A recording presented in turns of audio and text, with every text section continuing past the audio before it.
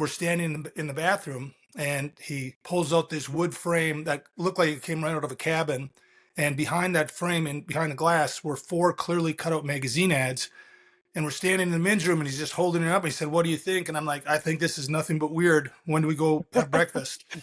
And Well, it couldn't so he feel said, more "No, it's awkward if you tried. advertising." And it still didn't register. And then he held it over the urinal. He said, "Now what do you think?" I'm like, "Same weird, right? This is like, it's not translating." So we went back to the table, and he pulls out this article, and it was a story of a gentleman who was also going to college in Boca Raton. And back in those days, if you wanted a spring break trip, you'd oftentimes charter your own flight, and then you'd get people, recruit people.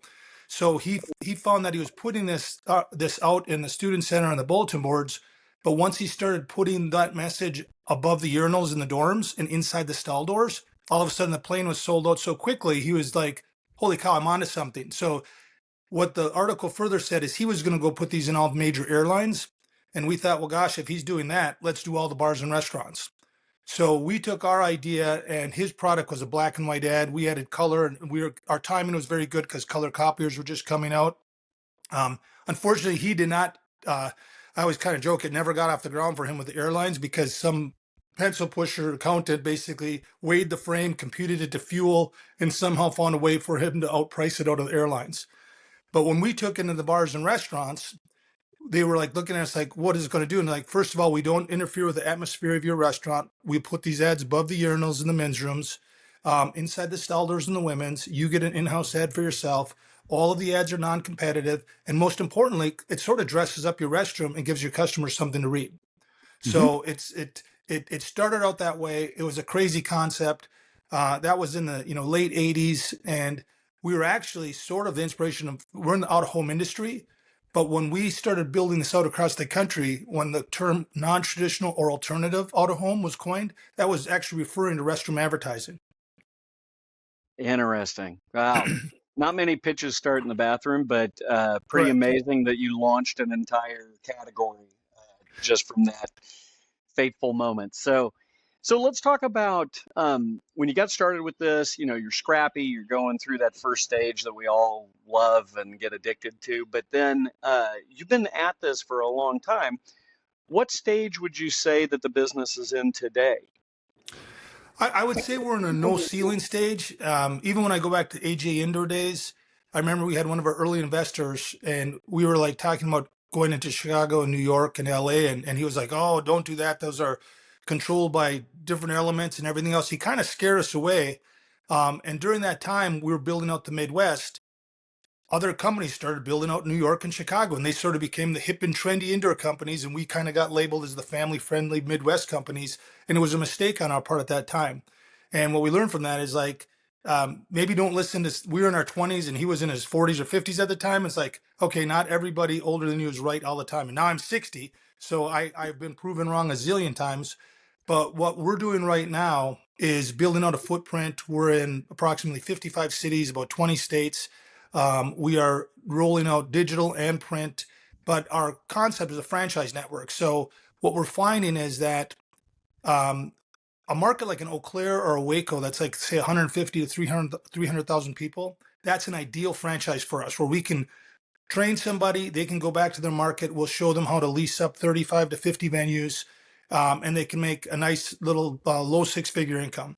But when you start dealing with these larger markets, as of late, especially in the last couple of years, we've said, you know what, we need to take control of this, because in Minneapolis, I'm in 500 plus locations, and we should be in that many locations in all the top 25 markets. And most individual franchisees don't have the resources or the financial part to do that, because this is pretty cash intensive when you start talking digital.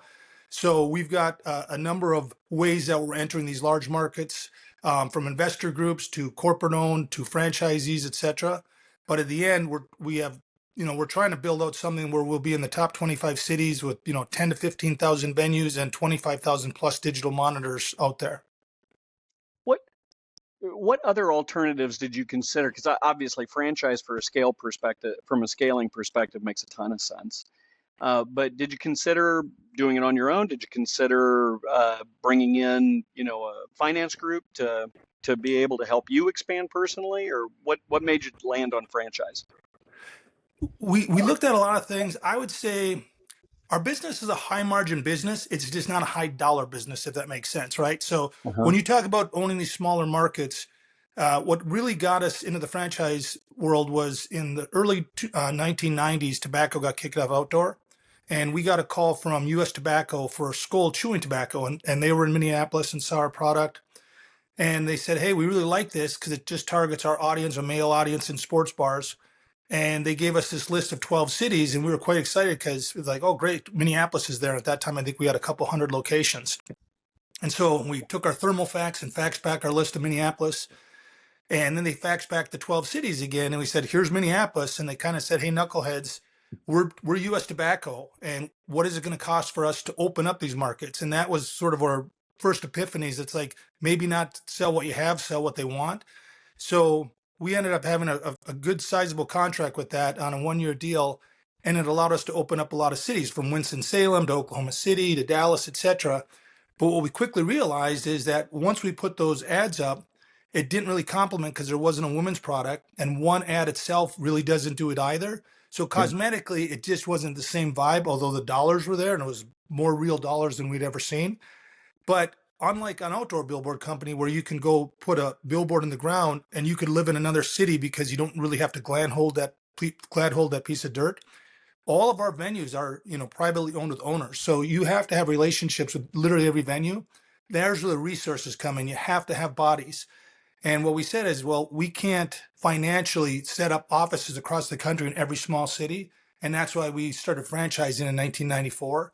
And that was with AJ Indoor. That carried over to Oliver Media. And that's our wheelhouse today with Social Indoor. And it was really just because ours is so relationship driven for these venues.